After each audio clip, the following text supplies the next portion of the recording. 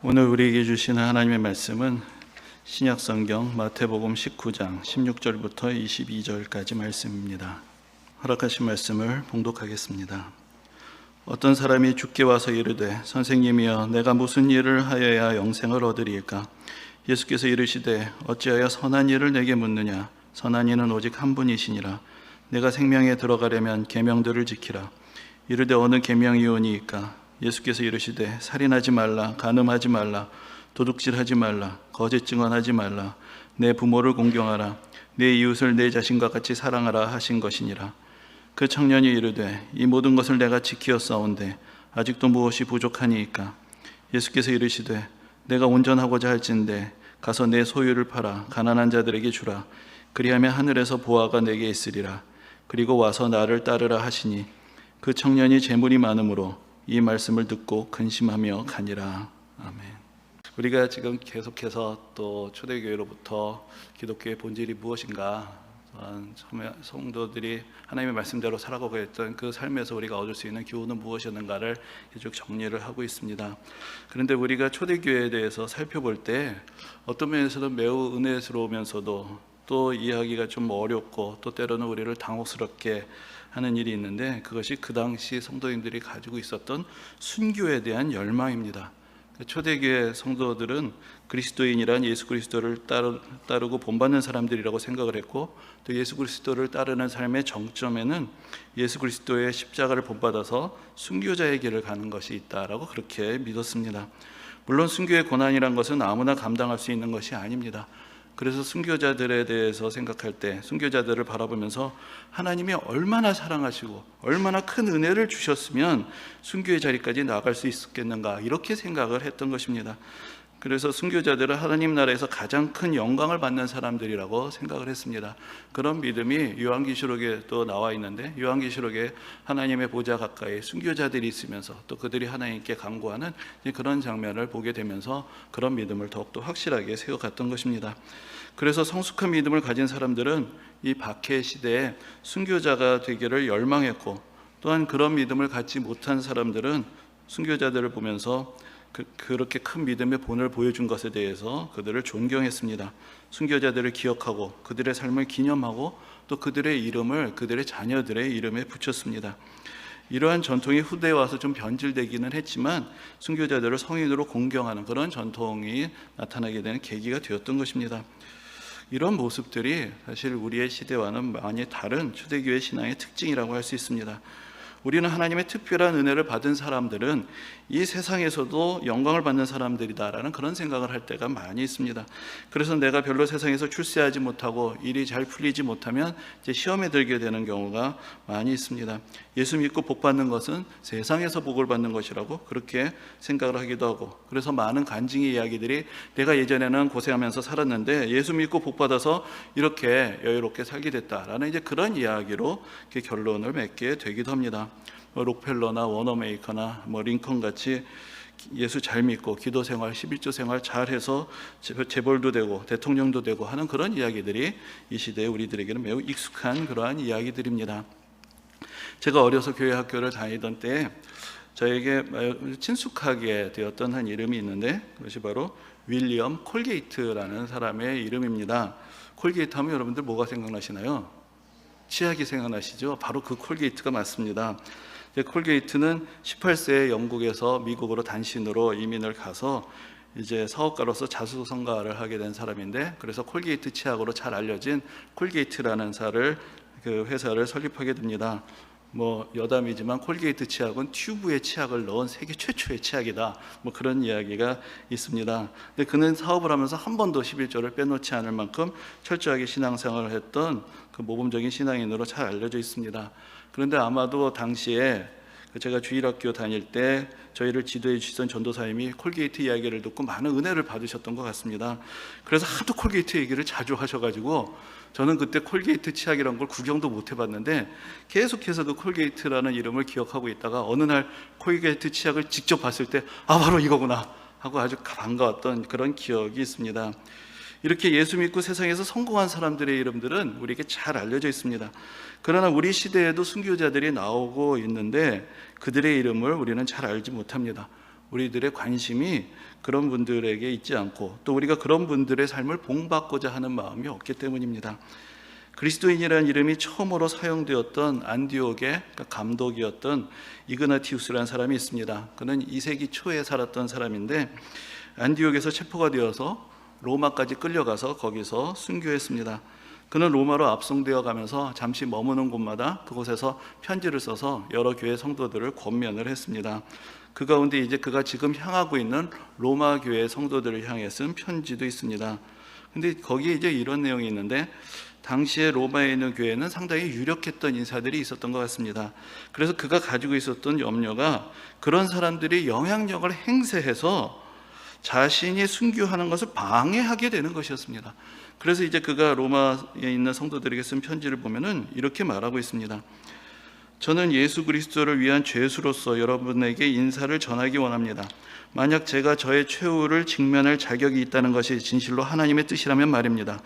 일들이 좋게 시작되었습니다. 제가 방해 없이 저의 최후를 맞이하게 되는 행운을 갖게 되기를 빕니다.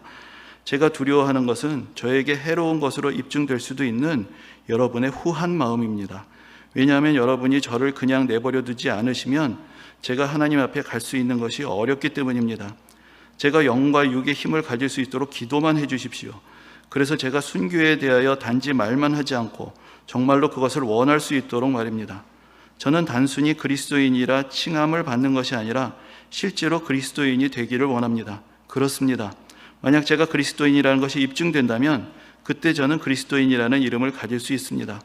그렇다면 또한 오직 세상이 저를 더 이상 보지 못하게 될 때에야 저는 설득력 있는 그리스도인이 될 것입니다. 진실로 우리의 하나님 예수 그리스도께서는 하나님 아버지께로 다시 돌아가심으로써 자신을 보다 분명하게 드러내셨습니다. 기독교의 위대함은 세상에 설득력이 있다는 데 있는 것이 아니라 세상에게 미움을 받고 있다는 데에 있습니다. 여러분에게 간청합니다. 저에게 적절하지 않은 친절은 베풀지 말아 주십시오. 저로 하여금 야수들을 위한 사료가 되게 해 주십시오. 그것이 제가 하나님 앞에 갈 수 있는 방법입니다. 저는 하나님의 밀이고 그리스도를 위한 순전한 빵덩어리를 만들기 위해 야수들의 이빨에 갈아지고 있는 것입니다. 불이여 십자가여 야수와 싸우는 것이요 뼈들을 비틀고 내 몸 전체를 분쇄하는 것이요 오라 나로 하여금 다만 예수 그리스도에게로 가게만 하라.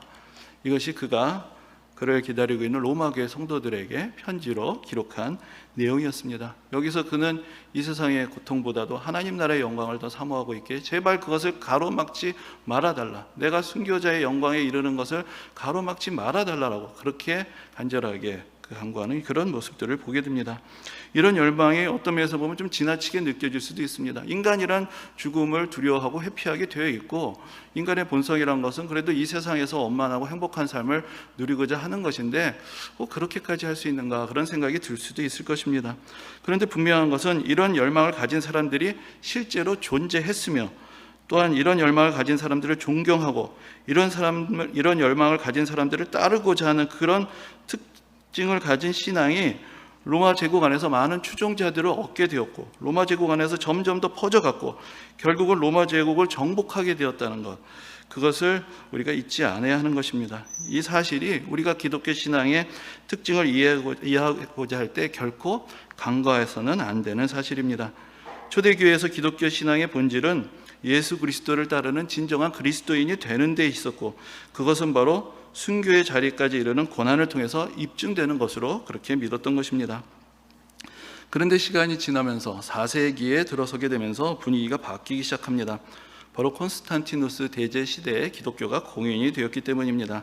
잘 알려진 이야기지만 몇 가지 버전이 있기는 한데 콘스탄티누스는 그 당시 로마 제국의 황제의 자리를 놓고 그의 정적이었던 리키니우스와 전쟁을 벌이고 있었습니다. 그런데 이제 밀비안 다리의 전투라고 알려진 그 마지막 싸움을 앞두고 콘스탄티누스가 자기의 군대를 이끌고 행진을 하고 있는데 저 하늘에서 십자가 형상을 보게 되고 그 십자가 형상 곁에 이것을 가지고 승리하라라는 그런 글자가 써 있는 것을 봅니다. 그는 그 환상을 보고 나서 그의 군대에게 그 뭐 방패에다가 십자가를 새겼다는 이야기도 있고 십자가 그 모양이 그려져 있는 군기를 만들었다는 얘기도 있는데, 그렇게 해서 십자가로 그의 군대를 장식을 하고 이제 마지막 전투를 벌이게 됐는데 거기서 크게 승리를 해서 로마 제국의 황제가 되었습니다. 그래서 그는 기독교 신앙이야말로 진리다라고 그렇게 생각을 하게 되었고, 그래서 기독교에 대한 박해를 중단하고 기독교를 공인을 하게 됩니다. 이 일은 물론 박해를 받던 그리스도인들에게는 기쁜 소식이었지만 또한 고난의 상징이었던 십자가가 이제는 성공과 승리의 상징이 된 것입니다. 그리고 기독교는 한때 그리스도인들을 박해하던 로마 제국의 황제들의 종교가 되었고 후에는 로마 제국의 국교가 되기까지 합니다. 그러자 이제는 황제에게 잘 보이기 위해서 기독교 신앙을 갖게 되는 사람들이 나오게 됩니다. 이전에는 박해받는 소수의 사람들의 신앙이었던 기독교가 주류 사회를 대표하는 신앙이 되었고, 그러면서 다른 한편으로는 교회가 급속도로 세속화되는 그런 경향도 보이게 된 것입니다. 이렇게 되자 순교자들을 본받고자 하며 진실한 그리스도인이 되고자 하는 열망을 가졌던 그런 사람들은 속세를 떠나서 누군가의 박해에 의해서가 아니라 자발적으로 세상의 유혹을 끊고 기도에 전념하기 위해 도시와 마을을 떠나 외지고 황량한 곳으로 가서 은둔자가 되고 수도사가 되는 일들이 일어나게 됩니다. 이런 운동을 우리가 수도원 운동이라고 그렇게 부릅니다. 종교개혁을 이끈 루터나 칼빈 같은 지도자들은 수도원에 대해서 부정적인 인식을 가지고 있었습니다.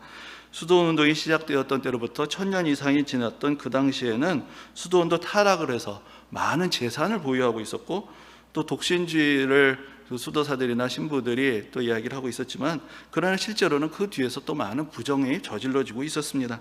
그래서 개신교에서는 수도원을 폐지하고 일상과 격리된 삶에서의 경건보다는 일상 속에서 하나님의 말씀대로 살아가는 것을 더 소중하게 여기게 되었습니다. 그러나 원래 루터와 칼빈이 생각했던 삶이란 이 세상 속에서도 수도사들처럼 경건하게 살아가는 그런 삶이었지, 이 세상의 영광을 추구하는 것을 신앙의 이름으로 정당화하고 신앙의 이름으로 이 세상의 영광을 추구하는 그런 삶은 아니었습니다.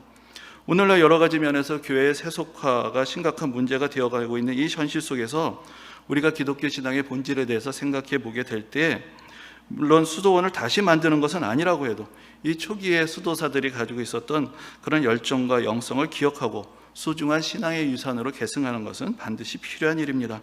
루터 자신도 물론 그는 수도원을 폐지했고 독신서약을 깨뜨리고 수도원에서 탈출하여 나온 수녀와 결혼을 해서 가정을 이루었습니다. 그러나 그도 한때는 아우구스티누스 수도회라고 불리는 수도회 소속의 수도사로서 살았고, 그 당시에 오직 기도와 말씀에만 전념하면서 깊이 복음의 의미에 대해서 묵상했고, 그곳에서 그의 신앙의 열정을 격려해주는 좋은 스승들도 만났고, 그 가운데 깨달음을 얻고 나서 종교개혁의 기치를 올리게 되었던 것, 그것도 부정할 수 없는 사실입니다. 앞에서 말씀드린 초기 수도원 운동의 주창자들은 세상의 유혹에서 벗어나서 기도에 전념하고 하나님의 말씀을 깊이 묵상하기 위해서 일상의 삶의 자리를 떠났던 사람들입니다. 그랬던 사람들이 먼저 찾아가게 되었던 곳이 사막이었습니다. 그 당시 수도원 운동이 처음 시작되었던 곳이 이집트였는데, 여러분들 아시는 대로 이집트에서는 그리 멀지 않은 곳에 광야와 사막을 찾아갈 수가 있기 때문에 그쪽으로 사람들이 기도하러 가게 되었던 것입니다. 박해를 받던 시절에는 박해를 피해서 성도님들이 외딴 곳에서 모여서 신앙생활을 했던 적이 있습니다. 그러나 박해가 끝나고 나서 많은 사람들이 다시 도심으로 돌아왔습니다. 그러나 그런 시대에 오히려 자발적으로 사막을 향했던 사람들이 있었던 것입니다. 이런 사람들을 우리가 사막의 교부들이라고 그렇게 부릅니다. 그러한 초기 수도원 운동의 주창자 중에 안토니우스라는 사람이 있습니다. 안토니우스는 3세기 말에서 4세기 전반에 살았던 사람인데, 이 시대가 바로 로마 제국에서 박해가 그치게 되고 기독교가 공인이 되던 때였습니다. 그는 원래 유복한 가정에서 태어났고 부모로부터 상당한 유산을 상속받았습니다. 그런데 어느 날 교회에 가서 말씀을 듣는데, 바로 오늘 본문인 마태복음 19장의 말씀을 듣게 됩니다. 그 가운데서 우리가 앞에서 함께 보신 대로, 내가 온전하고자 할진대 가서 내 소유를 팔아 가난한 자들에게 주라. 그리하면 하늘에서 보화가 내게 있으리라. 그리고 와서 나를 따르라. 이 말씀을 듣고 그가 큰 감동을 받게 됩니다. 그래서 이 말씀을 직접 들었던 그 부자 청년은 근심하며 예수님 앞을 떠나갔지만, 그는 이 말씀 그대로 순종하고자 결단을 하고 그가 물려받은 그 땅과 재산을 다 가난한 사람들에게 나눠주었습니다. 그에게는 누이가 한 명이 있었는데, 누이를 위해서 약간의 재산은 남겨둡니다. 그런데 그 다음에 다시 교회를 갔더니 그때 또 하나님이 들려주신 말씀이 내일 일을 위하여 염려하지 말라라는 말씀이었습니다. 그래서 또 그는 그 말씀을 듣고 나서 남겨뒀던 재산마저 다 가난한 사람들에게 나눠주고 자신의 누이는 이제 수녀원에서 양육되도록 맡깁니다. 그리고 나서 한적한 곳을 찾아가서 기도 생활에 힘쓰기 시작합니다. 어떤 때는 무덤을 찾아가서 거기서 그 무덤 속에 들어가서 기도했다는데, 이게 그 당시 무덤은 우리하고 다르게 예수님도 돌무덤은 사람이 들어갈 수 있는 것처럼 좀 그랬던 것 같은데, 아무튼 무덤 속에 들어가서 기도하기도 하고, 나중에는 나일강 건너편에 있는 사막에 버려진 요새를 찾아서 거기서 20년을 살면서 기도 생활에 전념을 하게 됩니다. 당시에 이러한 은둔수도사의 삶을 시작했던 사람들이 여러 명이 있었는데, 안토니우스가 대표적인 사람으로 알려지게 된 이유는 이제 교회사에서 삼위일체 교리를 정립한 사람이라고 알려져 있는 아타나시우스라는 그런 저명한 신학자가 있는데, 이 사람이 성 안토니우스의 생애라는 책을 저술을 하게 되었고, 그 책이 당시에 베스트셀러가 되었습니다. 이러한 수도사의 삶이 베스트셀러가 됐다. 사실 그것도 오늘날서도 쉽게 이해할 수 있는 일은 아닌데, 어쨌든 그 책이 널리 읽혀지게 되면서 사람들이 이제 안토니우스라는 사람에 대해서 더 잘 알게 된 것입니다. 그 책이 번역이 돼서 우리나라에서도 이제 출간이 되었는데, 그 책을 보면은 안토니우스가 어떻게 수도사의 삶을 시작하게 되었는지, 어떻게 기도하면서 어떻게 사탄의 유혹을 물리치고 믿음의 승리를 하게 되었는지, 또 그가 어떤 가르침을 남겼는지가 잘 기록이 되어 있습니다. 근데 오늘 주보의 표지를 보시면은 좀 기괴한 그림이 하나 그려져 있습니다. 이 그림이 바로 성 안토니우스의 유혹이라는 제목의 그림입니다. 이 그림이 그 성 안토니우스의 생애에 나오는 한 장면을 묘사한 것인데, 그 성 안토니우스가 모든 세상의 유혹을 멀리하고 오직 기도에만 전념하니까 악마가 여러 가지 모습으로 안토니우스에게 나타나서 안토니우스를 괴롭혔다는 얘기가 있는데, 이제 그 한 장면을 묘사한 것입니다. 이 그림을 보면은 여기에 이제 여러 흉측한 짐승들이 나오는데, 그 왼쪽 아래 한 할아버지가 이제 곧 이렇게 시달림을 받고 있습니다. 이 사람이 바로 성 안토니우스인데, 이 그림에 보면은 상당히 이제 연로하신 분으로 그려져 있지만, 이 성 안토니우스 생애라는 책에 보면 이 당시 35살이었다. 이렇게 되어 있습니다. 근데 이제 그 악마가 안토니우스를 유혹하고 그를 넘어뜨리려고 어떤 때는 여인의 모습으로 나타나기도 하고, 어떤 때는 여러 가지 세상의 근심들을 다 떠올리게 해서 내가 여기서 기도만 할 수 없지 하고 그를 어떻게든지 무너뜨리려고 했는데, 그가 그런 유혹들에 넘어가지 않으니까 이제는 아주 흉측한 모습으로 나타나서 그를 위협을 했던 것입니다. 그런데 이제 성 안토니우스의 생애라는 책에 보면은 그 장면을 이렇게 묘사하고 있습니다. 그 당시 이제 그가 무덤에서 생활하고 있었는데, 악마들은 무덤의 네 벽을 뚫고 그것들을 통해 들어오는 듯이 보이며 온갖 짐승들과 기어다니는 파충류의 형태로 다가왔다. 갑자기 그곳은 사자들과 곰들과 표범들, 그리고 황소들, 독사들, 전갈들, 늑대들로 우글거리게 되었다. 그것들에 의해 위협을 당하고 들들 벗겨진 채 안토니우스는 신체적인 고통을 더욱 극심하게 느꼈다. 그러나 그의 정신은 맑았고 흔들리지 않는 영혼으로 이렇게 말했다. 너희들 가운데 만약 어떤 힘이 실제로 있다면 너희들 중 하나라도 내게 다가올 수 있을 것이다. 그러나 주님께서 너희들의 힘을 부숴버리셨기 때문에 너희는 그저 많은 수의 무리로서 위협만 하고 있다. 너희가 난폭한 짐승들의 형상을 그저 흉내만 내고 있다는 것은 너희에게 힘이 없다는 것을 말해주고 있는 것이다. 그는 다시 대담하게 이렇게 말했다. 만약 너희가 할 수 있다면, 그리고 나에 대해 권한을 받았다면 지체하지 말고 덤벼라. 만약 할 수 없다면 왜 그렇게 헛된 짓을 하며 나를 방해하느냐. 우리 주님께 대한 믿음은 우리에게 있어서 보호하시는 벽이며 보증이니라. 이런 상황에서 주님께서는 안토니우스가 싸움을 치르는 것을 결코 잊지 않으셨고 그를 가까이에서 도우셨다. 안토니우스가 위를 올려다보니 지붕이 열려있는 듯이 보였으며 빗줄기가 그에게 내려왔다. 악마는 갑자기 사라졌고 즉각적으로 몸의 고통이 그쳤다. 그 무덤의 내부도 다시금 멀쩡하게 되었다. 안토니우스는 도움을 알아차리며 다시 숨을 제대로 쉬고 고통으로부터 놓여진 채 이렇게 말했다. 당신은 어디에 계셨습니까? 당신은 왜 처음부터 저의 고통이 그치도록 나타나지 않으셨습니까? 그러자 한 목소리가 그에게 말했다. 안토니우스, 나는 여기 있었단다. 그러나 나는 내가 싸우는 것을 보려고 기다렸지. 이제 내가 모든 것을 견디고 그것들에 패배하지 않았기 때문에 나는 영원토록 너의 도움이 되어주겠다. 나는 모든 곳에서 내가 알려지도록 만들겠다. 이 말씀을 듣고서 안토니우스는 일어나 기도를 드렸고 큰 힘을 받게 되었다. 그때 안토니우스의 나이는 35세였다. 이렇게 되어 있는 기록이 있습니다. 기도하는 가운데 여러 사탄의 방해와 유혹을 받았지만 그것을 물리쳤던 그런 안토니우스의 이야기에서 또 그 당시 많은 사람들이 도전을 받고 또 기도 생활로의 부르심을 받게 되었던 것입니다. 예수님이 광야에서 기도하시며 금식하시다가 사탄의 유혹을 받으셨던 것처럼 안토니우스나 다른 수도자들도 복음서에 기록된 예수님의 삶을 그대로 따라가고 예수님의 말씀에 그대로 순종하기 위해서 금식하고 기도하며 또 사탄의 유혹을 이겨내며 이 세상의 영광이 아니라 하나님 나라의 영광을 바라보는 그러한 믿음의 연단을 이어갔던 것입니다. 우리는 성경을 읽으면서 때로는 사람이 어떻게 이렇게 살 수 있나 라는 그런 생각이 드는 말씀들을 접하기도 하지만, 그러나 정말로 실제로 그렇게 살려고 도전하고 노력했던 사람들이 있었다는 것도 잊지 말아야 합니다. 오늘 본문을 보면 부자 청년은 예수님의 앞에서 근심하며 떠나갔습니다. 그런데 이제 오늘 본문의 그 뒤에 이어지는 이야기들을 보면은 베드로가 이렇게 이야기합니다. 우리가 모든 것을 버리고 주를 따랐나이다. 그 부자 청년은 예수님의 부르심에 따라서 순종하며 모든 것을 버리고 예수님을 따르지 못했지만 그 사람만을 바라보면서 그래 맞지, 우리가 어떻게 이렇게 살아. 그것이 성경의 결론이 아니라 그 옆에 있던 제자들은 그 모습을 보면서 이렇게 얘기합니다. 우리가 모든 것을 버리고 주를 따랐나이다. 그런데 물론 베드로는 그렇게 큰 부자가 아니니까 그렇게 할 수 있을 것이라고 생각할 수 있을지 모르지만, 부자든 아니든 자기 것을 버리고 주님을 따르는 결단은 누구에게나 결코 쉬운 일이 아닙니다. 그리고 당시에 자기 배를 가지고 어업을 하는 사람들은 그 사회 최하층에 있던 사람들이 아니라 오늘날로 말하자면 상당한 재산을 가진 중산층이었다고 할 수 있습니다. 그랬던 예수님의 제자들이 자신들에게 보장된 삶의 자리를 떠나서 성경의 표현대로 하면 배와 부친을 버려두고 예수님을 따랐던 것입니다. 그리고 교회 역사 속에서 많은 사람들이 성경을 통해서 감화와 감동을 받고 이 세상에서 얻을 수 있는 영광보다 하나님 나라의 영광을 바라보며 믿음의 길을 떠났습니다. 그 당시에 이렇게 사막을 찾아가서 고행을 하고 금식하고 기도에 전념하던 사람들이 점점 많이 나타나게 됐는데, 이런 사람들이 그 당시에는 순교자들을 대신해서 살아있는 성자들로 또 많은 존경을 받게 됩니다. 그래서 그들이 은둔하던 곳으로 많은 사람들이 찾아오게 되고 기도에 부탁을 하고 또 가르침을 받고자 합니다.